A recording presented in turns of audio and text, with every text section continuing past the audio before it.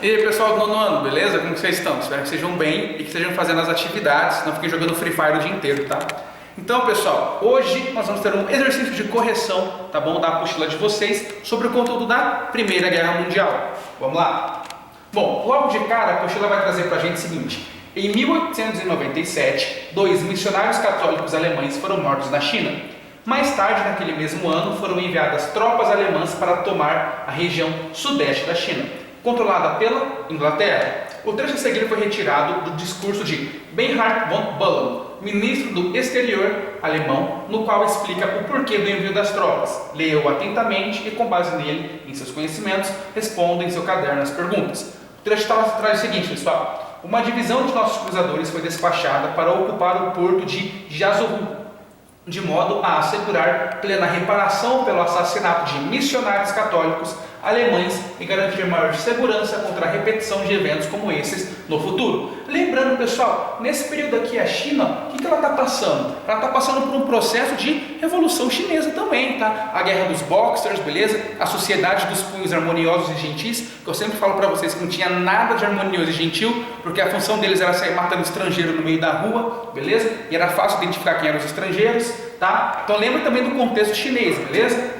Seguindo, pessoal, ficamos felizes de respeitar os interesses de outras potências na China, desde que tenhamos a certeza de que nossos interesses também receberão o reconhecimento que merecem. Aqui a gente já consegue observar um discurso totalmente imperialista da Alemanha. Ela está se impondo, ela fala basicamente o seguinte: vocês podem ter as suas terras aí na China, não tem problema, mas nós também vamos reivindicar as nossas terras. Nós também merecemos o respeito e também queremos ser respeitados. Fez a tradição das políticas alemãs, empreenderemos todos os esforços para proteger nossos direitos e interesses na Ásia, sem aspereza desnecessária, mas tampouco sem fraqueza. Ou seja, pessoal, não queremos guerra à toa, mas também se pintar a guerra e se rolar a briga, a gente parte para o conflito sem problema nenhum. Bom, já fala assim, ó, questão A. Como o imperialismo pode ser percebido nesse trecho, pessoal? Simples. O trecho ele indica o quê? Que as potências disputavam a exploração da China. Quais são essas potências? O texto deixa claro que é Inglaterra e China, tá? Inglaterra e Alemanha. Mas nós podemos também colocar Inglaterra, Alemanha, Itália, França, tá bom? O próprio Japão, que vai estar começando a se engatinhar ali para o que vai vir a ser o Japão na Segunda Guerra Mundial, beleza? Questão B fala assim: no texto são citados interesses alemães e de outras potências. Que interesses eram esses? Bom, pessoal, o principal interesse das potências europeias na China é exploração de recursos naturais, aumento de mercado consumidor e expansão da influência. Por que recursos minerais, pessoal? Porque eles precisavam de ferro, de minério de ferro para fabricar as armas. Mercado consumidor, para eles poderem vender, não só as armas, mas os produtos que eles faziam.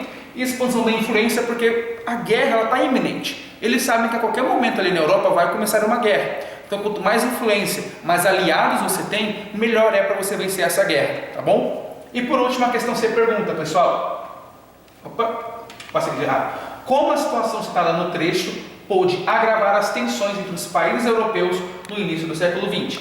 Aqui, ele comeu, mas a gente fala, não tem problema nenhum, então prestem atenção. Por quê, pessoal? As disputas imperialistas, tá, europeias, elas vão começar a criar aquele negócio que eu falei para vocês que é o barril de pólvora, tá bom? A Alemanha e a Itália são unificações tardias, ou seja, surgiram bem depois como países de fato que Holanda, Inglaterra, França, Portugal, Espanha, Bélgica, certo? Como elas surgiram depois, elas vão chegar atrasadas nas disputas por terras na África e também na disputa por terras em outros territórios, beleza? E por esse motivo eles vão começar a tentar utilizar da força para conseguir territórios, tá? Para conseguir as terras que eles tanto queriam. E é por isso que vai começar, pessoal, a agravar as tensões. Porque a Alemanha chegava no território que era da Inglaterra, peitava a Inglaterra e tentava pegar aquele território na força. Aí chegava no território que era da França e fazia a mesma coisa. Com o passar do tempo, Inglaterra e França, por exemplo, vão começando a revidar. Aí vai ter o quê? Uma guerrinha aqui, uma guerrinha ali, um conflito aqui, um conflito ali, e vai chegar no ápice, que é a Primeira Guerra Mundial, com a morte do Francisco Ferdinando, que era o futuro herdeiro, tá, do trono do Império Austro-Húngaro, beleza? Pessoal, nós também temos o seguinte: tem um texto aqui para vocês, está na outra atividade, aí vocês vão ler esse texto aí, porque vocês têm que ler também, é importante ler. Fala o seguinte: com base na leitura do texto, explique por que esse tipo de arma era difícil de combater. O texto, para dar aí um spoiler para vocês, ele vai falar sobre as armas químicas, tá bom? Armas químicas, pessoal, que são utilizadas na Primeira Guerra Mundial, tá? Bom, pessoal, por que essa arma química ela é tão difícil de combater? Beleza? Os gases químicos eles são difíceis de combater. Primeiro, pessoal, ele era uma arma desconhecida dos soldados, tá? Então, quando a Alemanha começou a utilizar arma química, ninguém sabia tipo, o que era esse negócio de arma química, gás que vai te matar, gases tóxicos. Eles não tinham muita noção do que era isso, tá bom? Seguinte, pessoal, o texto afirma que o melhor químico deles é levar semanas para identificar a substância. Por quê, pessoal? O cheiro do gás mostarda, que vai ser o principal expoente aí da Alemanha em armas químicas, é muito fraco. Então era difícil de um soldado perceber. Uma coisa é um soldado estar na Primeira Guerra Mundial e ver o exército inimigo, ver pessoas ou tanques ou armamentos do exército inimigo. Outra coisa é ele conseguir enxergar o ar, porque esse gás ele tinha um cheiro muito fraco. Então às vezes o cara estava avançando por uma região que estava repleta de gás mostarda, ele está respirando lá, ele não percebe que ele está respirando aquele gás, quando ele se dá conta ele começava a sangrar e morria, beleza?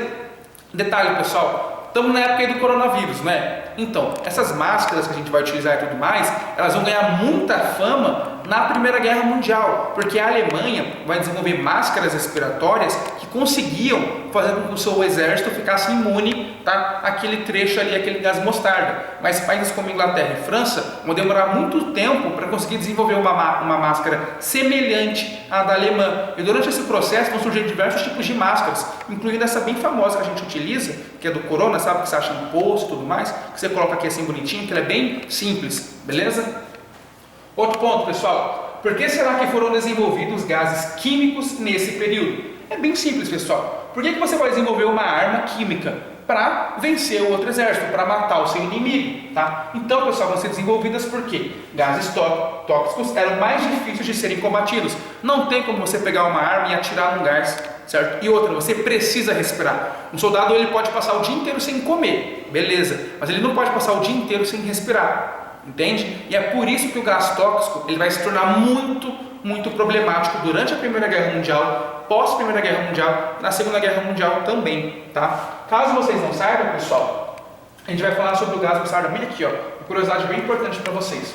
Questão 3 pergunta: o desenvolvimento tecnológico durante a Primeira Guerra Mundial não se restringiu às armas. Pesquise outras invenções do período e registros a seguir. Eu trouxe para vocês o avião, pessoal. Por mais que os estadunidenses lá, eles falam que foram os irmãos Wright lá que inventaram o avião, lembre-se, pessoal, jogar um negócio com uma catapulta não é avião. Quem inventou o avião foi o Santos Dumont, brasileiro, tá? Primeiro que o avião que ele inventou, o 14 bis, ele não é desenvolvido para questões militares, tá bom? Porém, Alemanha, França, Inglaterra, alguns países europeus, Estados Unidos também, vão começar a dar um jeito ali de transformar aquele avião em máquinas de guerra, tá bom? Nós vamos ter os aviões sendo mais utilizados na Segunda Guerra Mundial, só que na Primeira Guerra nós também temos registros aí, tá bom? De batalhas aéreas, tá bom? De conflitos que aconteciam no espaço aéreo, tá? E a questão 4 é, atualmente o uso do gás mostarda em guerras é proibido desde 1925 pelo Protocolo de Genebra, tá? Pesquise mais sobre esse tratado e fale o estado da pesquisa. Eu trouxe para vocês uma versão bem legal do protocolo, tá simplificado, que é o seguinte, pessoal. O Protocolo de Genebra foi um protocolo assinado por mais de 100 países em 1925. E que esse protocolo fala? Ele proíbe, beleza, a utilização de qualquer tipo de gás venenoso ou asfixiante, tá bom? Em guerras. Então, por exemplo, na guerra tem aquele negócio, na guerra vale tudo? Nem tanto, tá, pessoal? É proibida a utilização de gases mortais e de armas químicas na guerra. Porém, nós sabemos, por fatos históricos, que isso não vai ser respeitado. Na Primeira Guerra Mundial, vai acontecer anos depois, vai ter utilização. Na Guerra do Vietnã, os Estados Unidos, por exemplo, vão utilizar de gases tóxicos no Vietnã, tá? Então, o Protocolo de Genebra, ele existe, mas ele nem sempre é respeitado, tá bom?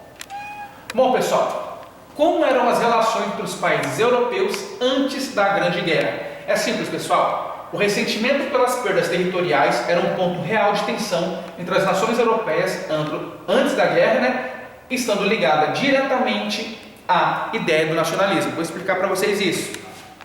Sentimentos de perdas territoriais, principalmente de países que tinham perdido territórios. A França, ela perde territórios para a Alemanha, correto? A Rússia, ela vai perder territórios para a Alemanha também, para o Império Austro-Húngaro, tá? Então os europeus, os países europeus, eles se odiavam. Tem que ter em mente isso, tá bom? Por causa do nacionalismo, que é aquele sentimento do o meu país é melhor, o meu país é o mais avançado, é o mais forte, beleza? Você não pode falar mal do meu país, porque é o meu país, eu vou defender ele a qualquer custo, tá? São esses alguns motivos que vão levar a essa Primeira Guerra Mundial. Outro ponto, pessoal. Que relação tem o imperialismo com a eclosão da Primeira Guerra, tá? É simples, pessoal. O imperialismo, ele buscou atender às demandas europeias por mercados consumidores e matéria-prima para a industrialização desses países, tá bom? França, Inglaterra, Alemanha, Bélgica, Holanda, todos os países europeus vão buscar na América, na Ásia ou na África, tá? Suprir as necessidades de mercado consumidor e de matéria-prima. Não vai acontecer, não é o necessário. O que acontece, pessoal? Acontece que esse imperialismo ele vai aumentar as rivalidades que já existiam, tá?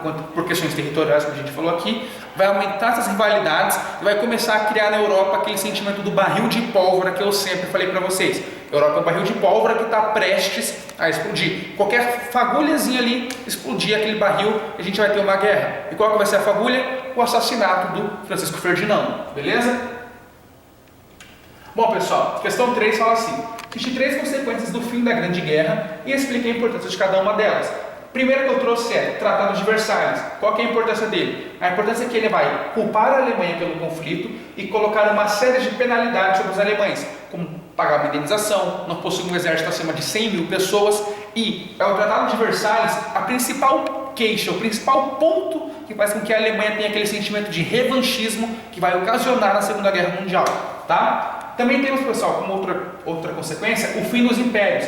Eu trouxe para vocês, por exemplo, o fim do Império Austro-Húngaro, tá bom? Que vai levar ao surgimento de diversos outros países quando esse império acaba. Também poderíamos pensar no Império Turco-Otomano, tá? E por último, uma reconstrução econômica, ou seja, os países europeus passam por um processo de reconstruir a sua economia e o seu território, com o auxílio de quem? Estados Unidos, tá? Bom, pessoal, aqui nós temos essa imagem, vocês vão observar, e a alternativa correta, pessoal, é a alternativa E, que apesar da paz estabelecida, a guerra afetou profundamente a economia dos países europeus, que tiveram que arcar com prejuízos imensos, mesmo os países vitoriosos. Então a Primeira Guerra Mundial acabou com a Europa. Por mais que os países venceram, tá, eles não tiveram uma vitória de 100% aí, eles tiveram que pagar indenizações, tá bom? E reconstruir os seus territórios, tá? Não pagar indenizações no caso, sim reconstruir os territórios. E é isso, pessoal. Até a próxima aula e fiquem tranquilos.